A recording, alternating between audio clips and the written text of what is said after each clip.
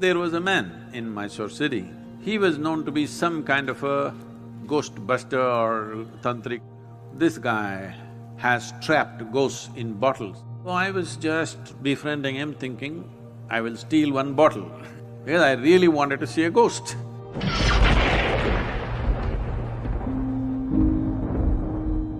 Sadhguru, you were talking about stories. So we were conversing and we were agreeing that when we were growing up, some of the best stories that we used to hear from family people or grandparents or friends, senior people, would be the ghost stories.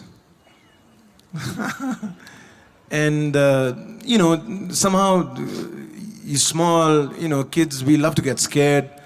Still they want to hear that ghost story. It's one of their favorite things, amongst all stories. Do you have any ghost story from your experiences of traveling in the mountains?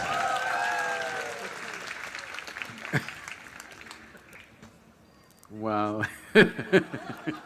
this is really getting him into trouble See, the purpose of telling you ghost stories was not to scare you, but to give you a hair-raising experience. This happened in a barber shop in Louisiana state. The whole place was filled with all kinds of horror comics and ghost stories and all kinds of things, only that. No newspapers, no other magazines, only these things. So one day somebody asked the barber, said, why have you put your whole place with this kind of stories in your saloon? You don't have anything else, nothing about styles, about fashion, nothing, only ghost stories and horror stories, why? He said, see, for my profession, if somebody's hair is standing, it makes it much easier.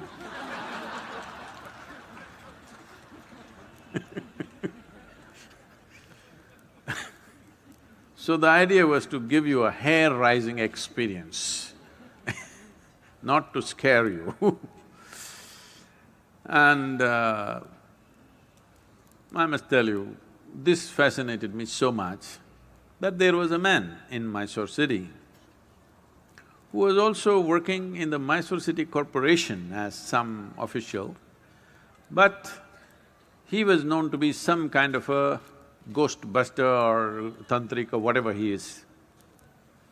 So somebody told me, I was always looking for these kind of things, so somebody told me, this guy has trapped ghosts in bottles and kept it in his whatever, it's a shrine or a workshop or whatever you want to call it. So I want to go and that guy wouldn't allow us initially, but I was persistent and then he took me inside and he showed me lots of bottles. He said, in this there is this kind of a ghost, this is a woman, this is a man. I looked, I could not see a man or a woman, I all saw transparent bottles with corks. So I was just befriending him thinking, I will steal one bottle because I really wanted to see a ghost.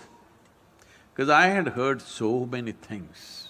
So many things means unbelievable kind of stories. Well, it only made me more and more curious. It did not raise my hair nor scare me, but I became more and more curious. I had spent months on end, continuously every night, being in the cremation grounds, wanting to see. So people come, burn the dead, and when with firewood, when the dead bodies burn, it burns for 4, 5, 6 hours. People stay there for an hour or hour and a half and then they have other business to do. They will cry and they'll weep and they will go when it's still burning. Normally what happens is, when as the fire burns, one thing, because there's always economic aspect to everything, if they've not put enough fire long enough, when this collapses, the outer part, first thing that'll happen is, because neck is such a small thing and it gets burnt, and once the spine is burnt, the burning head will roll away, do. So I am the one who picks it up with a stake and puts it back and waits, where is the damn ghost? It doesn't come. Many months on end, I sat there, no ghost came. Somebody said, you put a nail in that tamarind tree, it will come. I would nail the damn tree again and again and again, nothing came. Somebody said, in this house there is a ghost. So I would beg them, please allow me, I want to sleep in that house and see if the ghost comes. Did not happen. So I went to this guy, and when they said specifically it's in the bottle, I wanted to steal a bottle. But he was very protective about his bottles so I didn't see anything coming out, but he showed me one thing. He made an elaborate design with rice flour. In the five corners of this, he kept one egg. He did all kinds of things and poof, he clapped his hand, pop! All the five eggs burst right in front of my eyes. So, I thought, something. I don't know whether it's a ghost or it's a thing, whatever, but definitely he did not reach out to these five, he was standing away and all the five eggs burst. Then this was working on me, and I was walking in my house backyard, looking here and there. Then I saw guavas were hanging in the tree, the guava fruit. I looked at the fruit fell. I thought, what? I did it again and again, the fruit fell. Then I brought my friends and just, you idiots, watch this. Fruit fell. They said, what?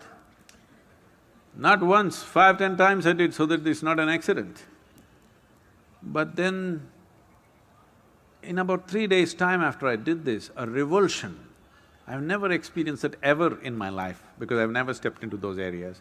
A kind of revulsion went through my entire body that I knew that I had done something very fundamentally wrong. Never again. I said, you want the guavas? Go up and get it. You want anything in your life, go and get it.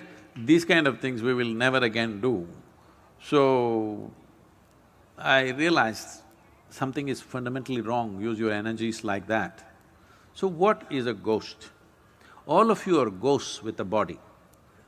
Those who are walking and sitting, everybody, you are ghosts with a body.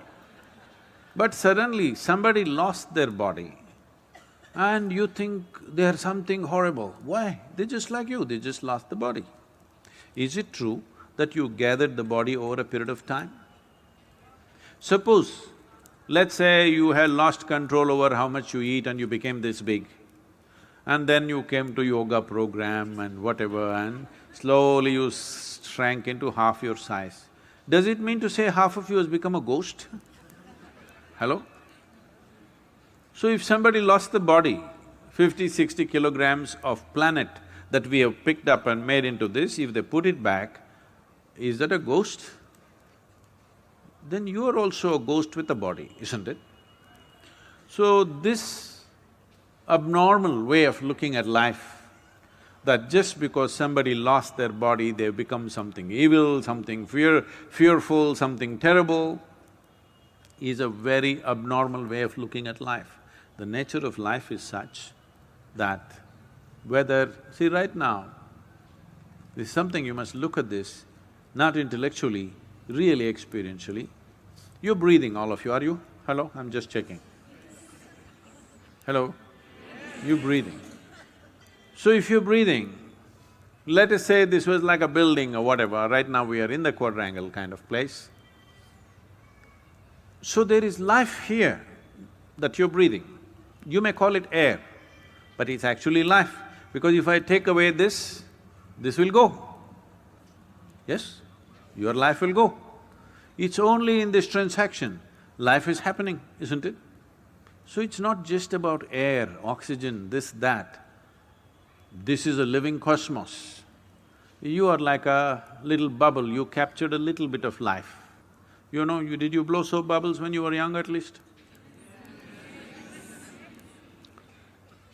So when you blew your soap bubble, you got this big bubble, I got that big bubble, let us say. We were looking at this, oh, this is my bubble, this is your bubble. Then they went poop. When they go poop, You don't say, this is my air, this is your air, isn't it?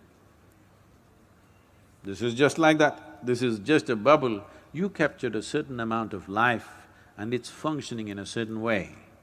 When this bubble bursts, there's no such thing as your life and my life. Well, you may not break the entire bubble, you may break the outer surface of the bubble and the inner surface of the bubble may still remain.